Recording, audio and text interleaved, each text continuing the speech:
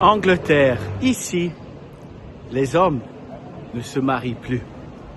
Bien sûr, ils sont souvent des MGTOW, des men going their own way. Ils sont loin des femmes. Voilà, ils ne veulent pas se marier. Ils n'ont aucune envie d'une relation. Mais pourquoi ça? C'est pas une vidéo de haine contre les femmes, hein? Et c'est pas une vidéo politique non plus. C'est une vidéo de réalité où on est arrivé en Angleterre. Les femmes ont simplement tous les droits.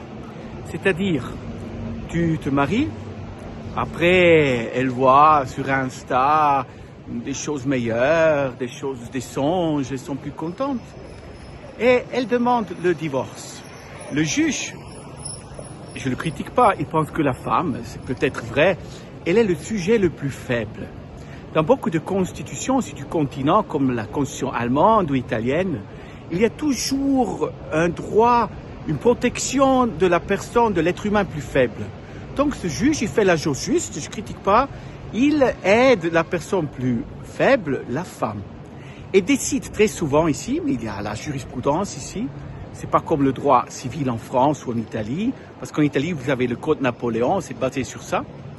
Donc, il y a la jurisprudence et le juge souvent décide que tout ce que l'époux, l'homme, le mari, avait avant le mariage doit être divisé et donc la femme aurait la moitié de toutes les hérédités, de tout l'argent qu'il a accumulé. Souvent, l'homme est un peu plus vieux.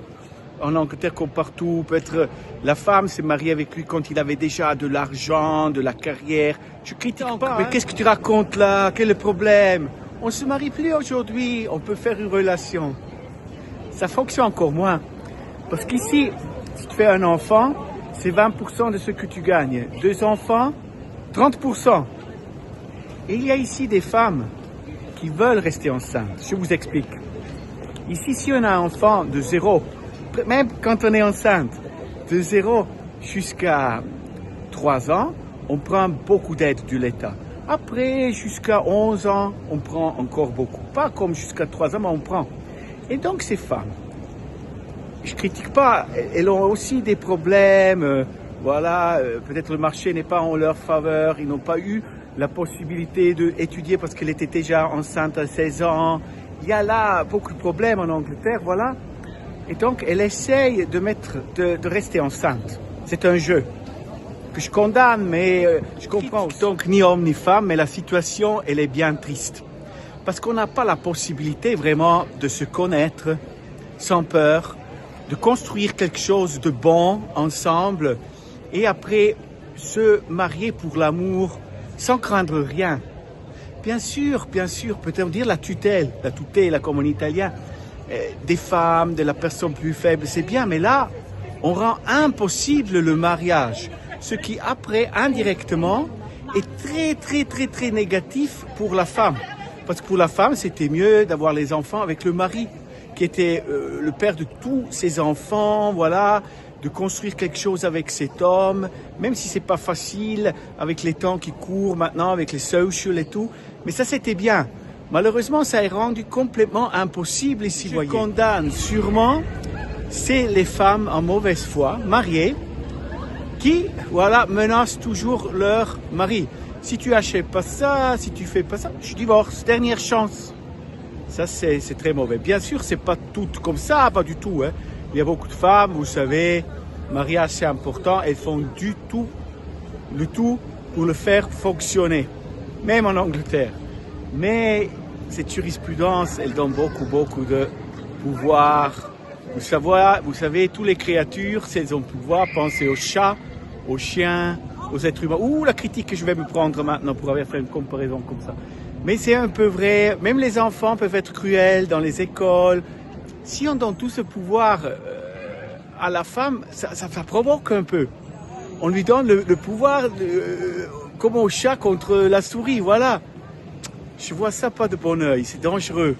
Trop de pouvoir là, elle peut vraiment, si elle est en mauvaise foi et le mari est en bonne foi, elle peut, s'il est un peu faible, peut-être, comme moi, peut-être, voilà.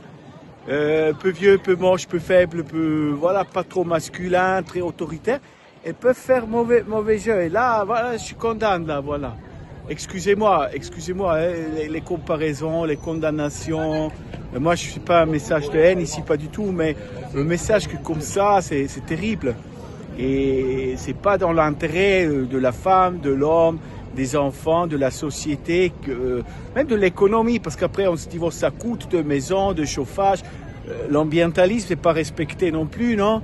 Voilà, c'était mieux de construire quelque chose ensemble, sans aucune pression de dehors, se baser sur l'amour, voilà. Donc voilà, si vous vous mariez en Angleterre, avec une Anglaise, en tout cas qu'on applique le droit anglais, vous mettez dans une situation très difficile. Tout ce que vous aviez avant le mariage, tout ce que vous avez hérédité, tout ce que vous avez acquis pendant le mariage, la moitié, c'est à elle. La maison familiale, bien sûr. Elle est à elle et vous allez encore la maintenir pour toute la vie. Non pour quelques mois, comme dans certains pays, pour toute la vie, vous allez payer.